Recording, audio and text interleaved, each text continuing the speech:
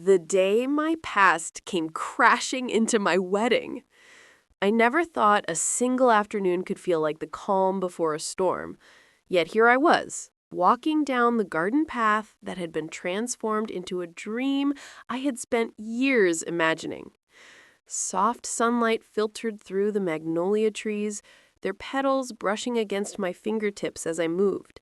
Every detail, from the white lanterns swaying gently in the breeze to the neatly polished stone path, was perfect. But perfection has a funny way of hiding the truth. Nathan stood at the altar, calm as ever, exuding a quiet strength that made the world feel safe just by being near him. Where others tried to impress, Nathan simply existed. And in his stillness, I realized I had found something rare, a sanctuary where my voice mattered, not because it was loud, but because it was mine. I took a deep breath, letting the gentle breeze carry away my nerves. Guests whispered and smiled, cameras clipping softly, while music wove a low, harmonious backdrop. My heart felt light, electric in a way that comes only when you are stepping into a moment you've dreamed about your entire life. And then, just as I was about to cross the last few steps toward him, I felt the shift. The garden, once calm, now seemed smaller, tighter. Eyes turned, whispers grew sharper, and there he was, my brother, David, arriving 15 minutes late, uniform pressed to perfection, but the air around him carried a tension that made my chest tighten. His eyes, dark and calculating, swept over everyone as though the world belonged to him. And behind that composed facade, the faint, unmistakable scent of alcohol lingered, sour and sharp, cutting through the garden's sweetness. A warning knot tightened in my stomach. Something told me that the peace of this day, our day, was about to fracture in ways I could not have imagined. David's steps were deliberate, each one echoing in the hushed garden, and before I could even speak my vows, his hand shot forward.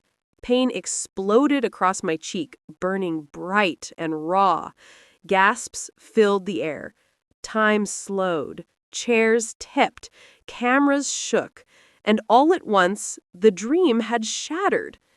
Nathan's hand found mine, steady and grounding, but the storm had only just begun. The garden had been alive with gentle laughter and whispered congratulations, but with David's arrival, a shadow seemed to fall across every corner. I tried to steady my breathing, gripping Nathan's hand just enough to feel the calm pulse of his presence. Every instinct in my body screamed that this wasn't just a moment of discomfort, it was a warning. Nathan noticed it too, though he didn't flinch. His eyes scanned the crowd and then flicked to David, quiet but sharp, the kind of gaze that could anchor a ship in the roughest waters. "It's okay," he whispered, and in those two words, a wave of certainty settled over me. I had faced storms before, but none like the one my brother was bringing with him. David strode down the aisle as if every step belonged to him, every eye involuntarily drawn to his calculated presence. The music, once a soft backdrop, seemed to falter under the weight of his energy. I could feel the unease ripple through the guests, a hand tightening on a chair, a child looking nervously toward their parents, a couple exchanging a quiet, concerned glance. I wanted to speak, to demand that this intrusion stop, but my voice caught in my throat. And then it happened. A subtle shove of his shoulder against mine as he passed, a silent reminder that he thought he controlled everything, including this day. The whisper of his arrogance clung to the air, sharp and almost tangible, and I realized the dream wedding I had imagined was starting to feel like a trap I couldn't escape. Nathan's hand tightened around mine.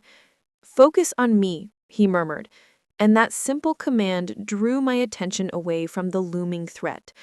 His calmness was not a performance. It was instinctive, unshakable, a shield I could lean on without questioning. Every step he took toward David was measured, deliberate, but never aggressive. He didn't shout. He didn't lunge. He simply existed, and in his presence, the storm seemed to pause, as though waiting for permission to break. David stopped a few steps from the altar, his jaw tight, eyes narrowing. He glanced at me, then at Nathan, and for a heartbeat, the garden held its breath. There was power in the way he carried himself, a force built on years of intimidation, charm, and unchallenged authority. But for the first time, I saw a crack in it, a subtle hesitation, a flicker of uncertainty in his otherwise unyielding posture. I whispered to Nathan, voice trembling, "What do I do if he—" He cut me off gently. "You stay here. I've got this." And in that moment, I realized the depth of trust I could place in him. Nathan wasn't just my partner for this day. He was a protector in a world that had often demanded I be silent. I squeezed his hand, letting go of the panic, letting the storm form around him instead. The garden's stillness stretched, taut and fragile. Guests shifted, some staring openly, some averting their eyes, sensing the tension but unsure how to react.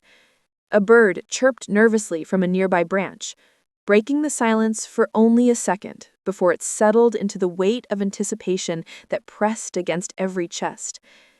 And then Nathan took a single step forward, calm, steady, unshakable. The kind of step that doesn't just move a body, it commands the room.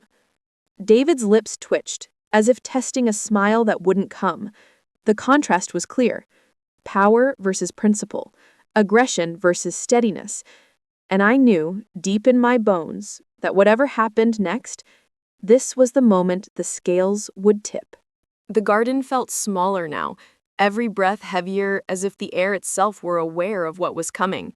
I gripped Nathan's hand tighter, knuckles white against his calm, steady warmth.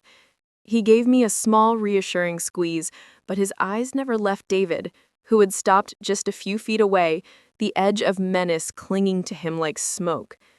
My heart raced. Guests were frozen mid-whisper, cameras poised, children sensing the tension but too young to understand. Every instinct screamed for me to run, to flee to the safety Nathan offered, but I couldn't. I was trapped in the center of a storm I hadn't seen coming, powerless in my own moment. David's gaze flicked toward me, sharp and calculating. A smirk brushed his lips, not genuine amusement, but a practiced expression meant to intimidate. I knew him too well. This was the brother I had feared my whole life, the one who thrived on control and chaos. And then, in a movement too fast for most eyes, his hand shot out. Pain exploded across my cheek. The impact was sharp, burning, and the sound of it echoed through the garden. Flesh meeting bone, a sickening thud that stole the music from the air. Gasps rose in unison, but no one moved. 70 pairs of eyes were frozen on us, wide and horrified. I staggered back, my dress tangling around my legs, the warm trickle of blood burning against my skin. Nathan moved before I could even steady myself. He didn't shout. He didn't lunge with rage. He simply stepped between us, a wall of stillness that radiated authority. His eyes, hard and unwavering, locked onto David's, and the garden seemed to hold its collective breath. "Face the wall," Nathan said, each word falling like steel. "You assaulted her. Step back, or this becomes more than words." For a heartbeat, David blinked, disbelief flashing across his face. The control he had wielded for years, the power that had silenced everyone around him, seemed to waver. Panic flickered next, subtle but undeniable. And I realized, finally, that Nathan's calmness carried more weight than any shouting could. The power dynamic had shifted in an instant. Guests were still silent, but the tension in the air crackled like electricity. Some averted their eyes, unwilling to confront the truth. Others held their gaze, caught in the gravity of the moment. I tasted blood, but beneath the sting, a strange clarity washed over me. For the first time, I saw David, not as my brother, not as the man who had always demanded respect, but as someone exposed, stripped of the authority he had relied upon for so long. Nathan stayed close, brushing his hand against mine, grounding me. I could feel my pulse slow under his presence, the ache in my cheek fading slightly in comparison to the relief of having someone who would not falter. The garden was frozen, but I realized that I was no longer trapped, not truly. The storm raged outside of me, but inside, Nathan's calmness created a safe space I could inhabit. The first strike had shattered more than just my cheek. It had shattered the illusion that silence protected the wrong people, and in that fracture, the possibility of justice began to glimmer, quiet but undeniable. Time seemed to stretch, elastic and heavy, as Nathan planted himself firmly between me and David. Every guest in the garden felt it, the invisible shift in power, the tension folding in on itself, waiting for the next move. Nathan's presence was a paradox, calm yet commanding, quiet yet unyielding. "Step aside," David snapped, his voice sharp but trembling just beneath the surface. "You have no right." Nathan didn't flinch. He didn't even raise his voice. He simply let his gaze lock onto David's, steady and unbroken, and in that silence, authority was redefined. It was not about intimidation or force. It was about presence, about integrity, about the simple, undeniable fact that someone who is grounded cannot be shaken. "You assaulted her," Nathan said again, slower this time, each word deliberate. "Face the wall." I could see the disbelief flicker across David's face, quickly replaced by a sheen of panic. The arrogance that had carried him through countless rooms, conversations, and confrontations evaporated in an instant. He was no longer the man in control. He was exposed, small in a way I had never seen him before. The crowd stayed still, collectively holding their breath. Some faces mirrored shock, others relief. A few even whispered, questioning themselves for the first time. Was he really the person we thought we knew? I pressed closer to Nathan, feeling the steady warmth of his hand. The pain in my cheek pulsed, but it was no longer the defining sensation. The defining sensation was clarity, the kind that comes when the illusion of control cracks so loudly it cannot be ignored. David's movements became uncoordinated, unsure. Each step he took felt heavier, as if the weight of truth itself pressed down on him. Nathan, still calm, did not shout, did not rush him. He simply existed as a wall of unwavering principle. And in that existence, David's power evaporated. In the back of my mind, I realized something profound. Protection is not always loud. It is not always visible. Sometimes it is stillness. Sometimes it is the quiet certainty that someone will not allow injustice to stand. Nathan embodied that truth, and in his stillness, I found my own courage. My voice trembled as I whispered to him, "Do you still want this?" He nodded without hesitation. That single motion carried more strength than any words could. It was an affirmation of commitment, trust, and love under fire. We had not yet spoken vows, but in that moment, something unspoken passed between us, a mutual understanding that no external force could dismantle what we shared. The tension in the garden began to shift. Guests who had been frozen began to exhale steadily, realizing the storm had been contained, at least for now. The authority David had wielded, silently and powerfully, had been dismantled, not with a blow, but with composure, integrity, and unwavering presence. I stood taller, despite the throbbing in my cheek. I had witnessed the fragility of dominance and the quiet invincibility of true strength. And in that observation, I realized something even more important. I was not alone. Not now. Not ever again. The garden was heavy with silence. the kind that presses against your chest and makes every breath feel deliberate. My cheek throbbed, a sharp reminder of the strike that had shattered the calm, but I felt a strange clarity in its place. I looked at Nathan, standing unwavering at the altar, his presence steadying me as no words could. Guests were still frozen, hesitant to move, some whispering quietly, others staring in shock, and a few daring to glance at David, who had retreated slightly, his authority stripped bare by Nathan's composed command.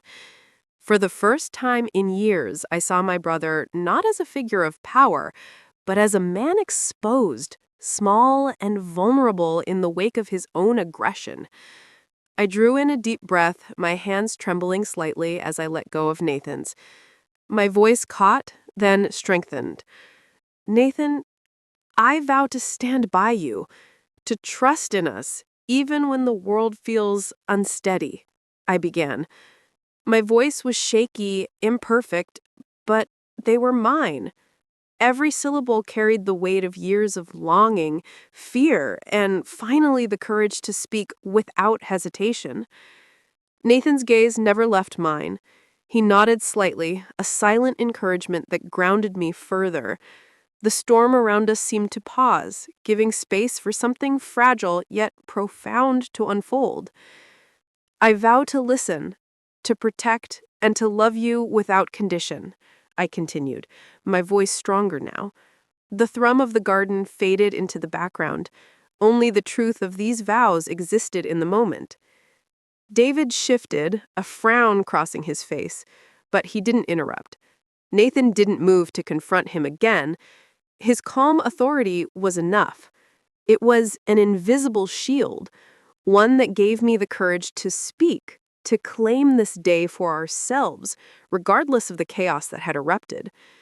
As I spoke, I realized that these vows were not just promises to Nathan, they were promises to myself, to no longer shrink in fear, to no longer allow silence to protect those who cause harm, to stand tall even when the world seemed uncertain. Nathan reached out, taking my hand in his, the warmth of his touch grounding me as I finished my words. He responded with his own vows, simple, steady, and profound. I will be your anchor, your calm, your strength when you feel the storm. I choose you today and always. A quiet ripple of relief passed through the guests. Some faces softened, a few even nodded subtly, recognizing the courage it took to speak despite the violence that had erupted. Others, still processing, looked away, perhaps unwilling to confront the truth of what had just occurred. I pressed my forehead to Nathan's shoulder briefly, feeling the steady rise and fall of his chest. It was a grounding moment, a sanctuary carved out in the midst of chaos. The vows had been spoken, not for the crowd, not for appearances, but for us. And in that act, the power that had threatened to overshadow our day had already begun to fade. The rest of the ceremony passed in a blur. Music played softly in the background, but it felt hollow, as though the day had been split into before and after. Nathan stayed close, never letting go of my hand, never attempting to smooth over the reality of what had happened. He didn't need to. His presence alone was enough. As we walked down the aisle, side by side, the weight of every eye on us felt less suffocating. The fear had not disappeared, but the clarity it brought was something I would carry with me forever. True strength doesn't shout.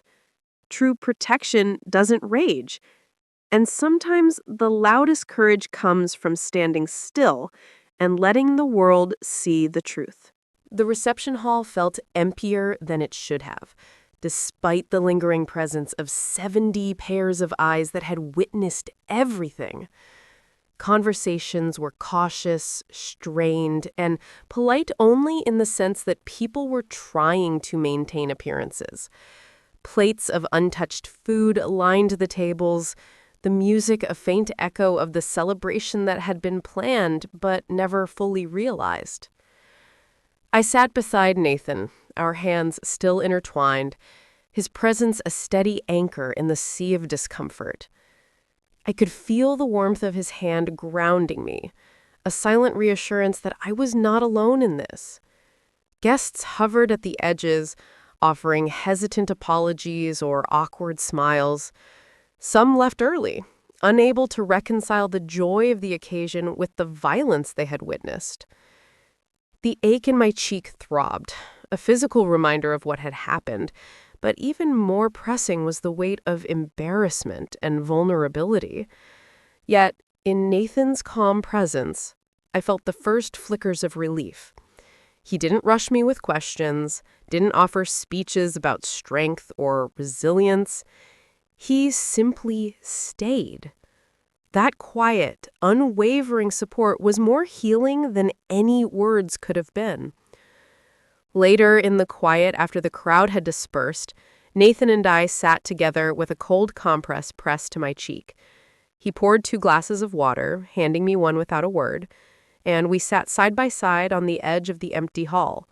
The music had faded, the chatter was gone, and for the first time since the attack, I could breathe without fear. Over the following weeks, the incident replayed in my mind relentlessly. The memory of David's strike, the shock of the crowd, and Nathan's composed intervention lingered. But slowly, clarity began to replace fear. I understood the significance of the silence that had protected him for years, and how breaking that silence could start to dismantle the false power he had wielded. As I began to process the event, I noticed a pattern emerging around me. Women from David's circle, colleagues, subordinates, and acquaintances started to reach out. They shared stories that echoed my own experiences. Manipulation, intimidation, and quiet control exercised behind the mask of charm. For too long, their voices had been silenced by the same fear that had allowed David to dominate rooms, relationships, and reputations. Sitting across from one of them, I handed her a copy of the incident report from my wedding. I said, "You are not alone." Her shoulders sagged in relief, the tension in her voice easing as she realized her story would finally be heard. That day, the first crack in the armor of silence appeared, and from it, a ripple spread. Others began to come forward, adding their voices until the weight of truth could no longer be ignored.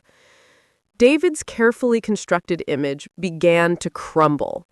The military postponed his promotion, initiated a review, and for the first time, the man who had commanded respect and authority found himself facing scrutiny, not admiration. The power he had relied upon, sustained by fear and silence, was no longer his to control. Through it all, Nathan remained my constant. His calmness, his steadiness, his unwavering support became the lens through which I understood protection, love, and courage. It wasn't about heroics or confrontation. It was about presence, about being someone who could stand beside me in the face of chaos and make me feel safe, whole, and valued. That period of aftermath was a crucible.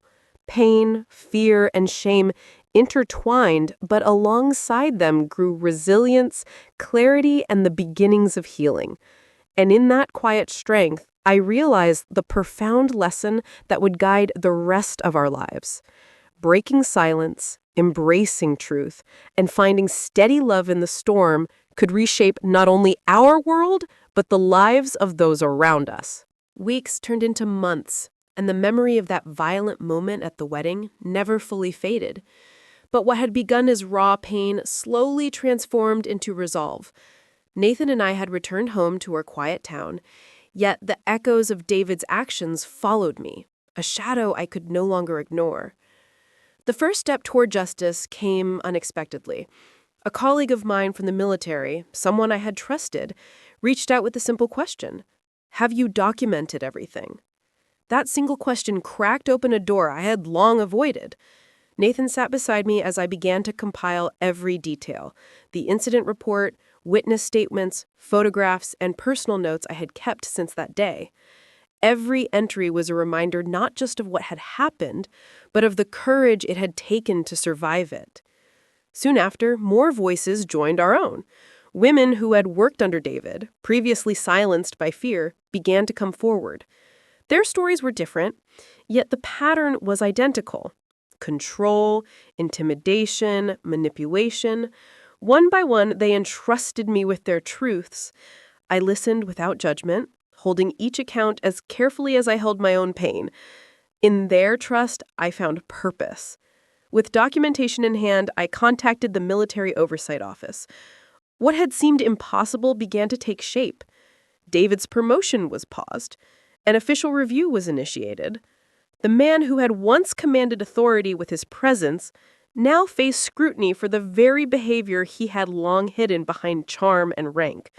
The silence that had protected him for years was cracking, and with each new testimony, the structure of his power began to crumble. Nathan remained my anchor through it all. His presence was steady, not intrusive, but unwavering. At night, when doubts crept in and fear threatened to resurface, he would simply hold my hand, letting me know that I was not alone in facing the consequences of the past. In his calm, I discovered a new kind of courage, not one born from confrontation or rage, but from quiet resilience. The investigation was thorough, formal, and uncompromising. I attended meetings, answered questions, and provided evidence. Each session brought a mixture of tension and empowerment. I could feel the weight of the truth pressing against the walls David had built for himself. Slowly, justice began to take shape. Publicly, David's reputation shifted. Privately, he grappled with the collapse of the control he had so long wielded. What had once been his armor, the fear and silence of others, was now his vulnerability. And for the first time, I saw the direct impact of breaking silence. The lives of those he had tried to dominate were being acknowledged, their voices validated. Through it all, I began to understand something profound. Healing was not just personal, it was communal. By speaking, documenting, and supporting others, the pattern of abuse was being dismantled. Nathan and I weren't merely survivors. We were participants in the reclamation of truth. And in that reclamation, the shadows of fear began to lift. For the first time in years, I felt the power of agency. I was no longer the woman silenced by a brother's violence or a colleague's abuse. I was a witness, a recorder of truth, and a participant in the shaping of justice. And through every step of that process, Nathan's steady presence reminded me that protection and love are often found not in grand gestures, but in unwavering commitment. Months had passed since the investigation began, and the pace of life in our small town had a gentle rhythm. The mornings smelled of pine, the sun spilled across our porch in soft golden sheets, and for the first time in years, I could hear my own thoughts without the weight of fear pressing down. Nathan and I had carved out a sanctuary, not just from David, but from the chaos that had defined so much of our past. Healing, I discovered, was not linear. Some mornings, I awoke with a lingering ache in my cheek, a reminder of the wedding day that still haunted me. Other days, laughter bubbled up freely as Nathan and I tended to our small garden, planted flowers along the fence, or simply shared quiet evenings with nothing but the hum of crickets outside. Each moment, mundane as it seemed, stitched together the fabric of normalcy that had been missing for so long. Nathan remained my steady companion, his presence unwavering. We didn't need to speak constantly. Sometimes the mere act of sitting together, side by side, was enough. When I struggled with memories, he would place his hand over mine, grounding me in the present. His strength was quiet but profound, a reminder that love and protection were not about controlling or shielding me from life, but about standing with me through it. I also found purpose outside our home.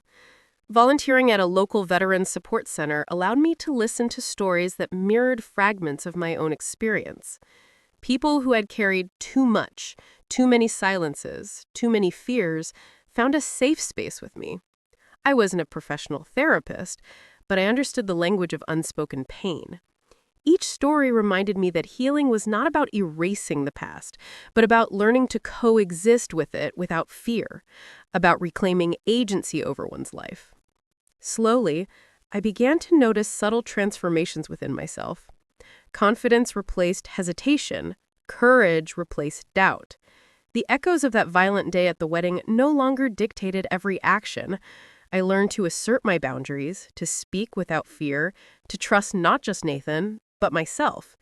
And with each small victory, I felt the invisible weight lifting from my shoulders. Nathan and I also nurtured our relationship in ways we hadn't been able to before. Evenings were often spent cooking together, sharing stories, or simply walking along the quiet streets of our town. There were no grand gestures, no dramatic proclamations, just a steady rhythm of companionship, understanding, and mutual respect. In these moments, I understood that love's true power often lies in its constancy, in the unwavering presence that allows two people to grow together. One afternoon, I returned to the garden where my wedding had been shattered. The magnolia tree still stood, its branches heavy with blossoms. The stone path curved exactly as it had before, yet this time, there were no chairs, no crowd, no shadows of fear. Just Nathan and me, alone in the quiet. I wore a simple dress, no makeup, no pretense. We spoke soft, intimate vows to each other, not for anyone else, but for ourselves.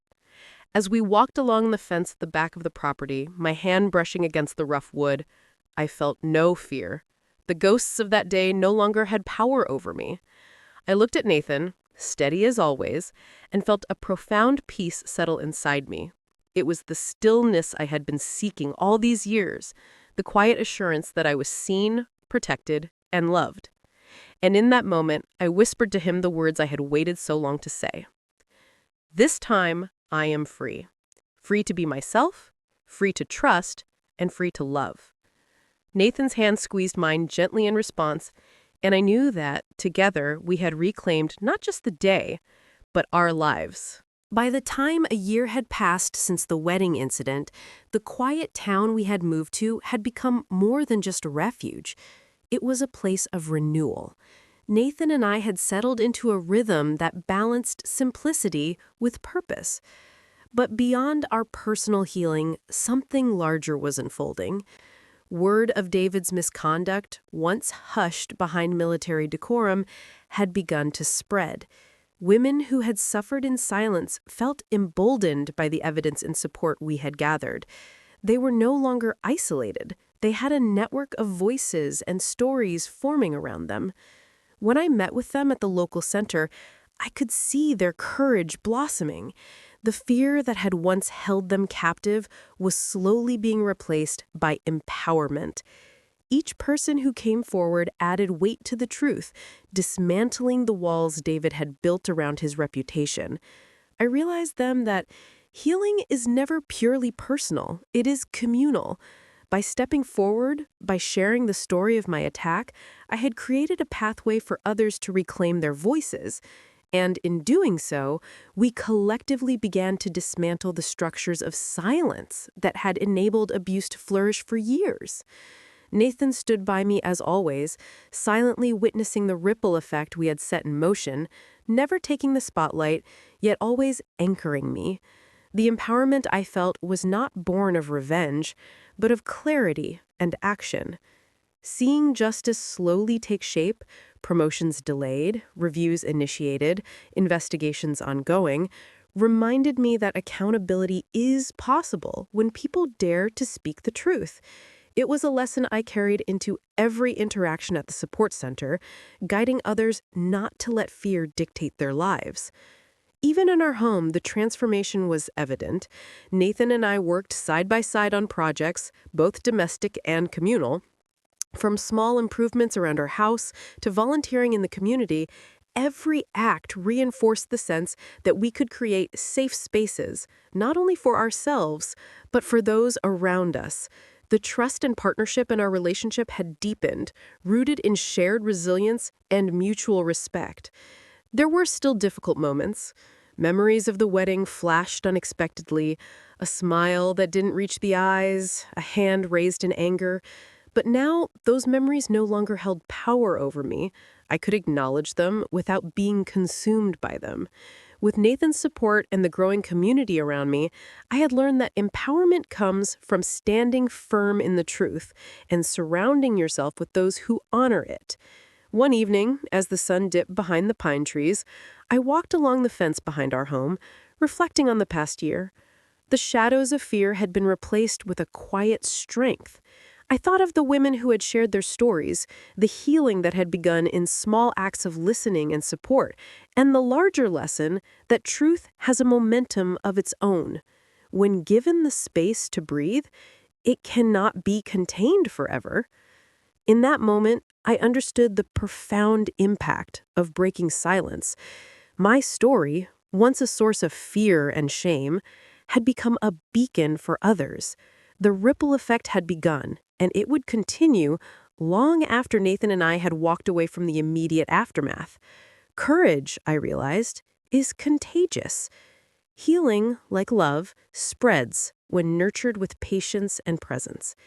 As Nathan joined me on the fence, his hand found mine, familiar and grounding. Together we surveyed the life we were building, not perfect, but resilient, grounded in truth and care. We had faced fear, violence, and silence, and yet here we are, stronger for it. In the gentle quiet of that evening, I finally felt the full weight of what had been accomplished. Not just justice for one day, but empowerment that would endure. The years had slowly turned the sharp edges of that fateful day into memories, softened by healing and understanding. Nathan and I had built a life defined not by fear or silence, but by choice, love, and truth. Our mornings began with sunlight spilling across our porch, the scent of pine drifting through the air, and the simple joy of being present with one another. The chaos of the past no longer dictated our lives. Returning to the garden where the wedding had been shattered had become a quiet ritual. The magnolia tree still stood, its blossoms heavy and fragrant, the stone path winding exactly as it had before. But now there was no crowd, no tension, no memory of violence pressing down. It was just Nathan and me, walking slowly, hand in hand, speaking soft vows that belonged entirely to us. In those moments, I realized the depth of the transformation. The trauma that had once threatened to define me had been reshaped into resilience, into an understanding of my own strength. I no longer carried shame. I carried clarity. I had learned that fear only holds power if we allow it, and that truth, once spoken, becomes a force that cannot be contained. Nathan's presence had been my anchor throughout the storm, yet our life together was never about him rescuing me. It was about partnership, about standing together, shoulder to shoulder, navigating the complexities of healing and growth. His steady calm reminded me that safety is not merely the absence of danger, but the presence of someone who chooses to remain quietly and unwaveringly through all the uncertainties life presents. The ripple effect of my courage continued to unfold. Women who had once remained silent now shared their stories openly, forging support networks and mentoring others. Communities, once complicit in maintaining silence, began to reckon with the truth. And I too had found a role, not as a hero, but as a witness, a listener, a guide for those reclaiming their voices. Each story I heard, each life touched, reinforced the lesson I had learned. Survival is not enough, but empowerment is transformative. On quiet evenings, Nathan and I would sit on the porch, the sky painted in pink and gold, reflecting the lives we were building. We spoke of dreams, small ambitions, and the simple joys that life had to offer. No grand gestures, no extravagant plans, just presence, understanding, and peace. It was in this simplicity that I finally felt whole. One day, as I ran my fingers along the rough wood of the garden fence, I smiled at the journey we had traveled. The shadows of fear, shame, and violence were still there, but they no longer dictated my steps. I had walked through darkness, faced the silence that protected wrongdoing, and reclaimed my story. And in doing so, I discovered the freedom that comes when one chooses to live fully with courage and integrity. Looking at Nathan, steady and calm as ever, I whispered words I had longed to say for years. This time, I am free.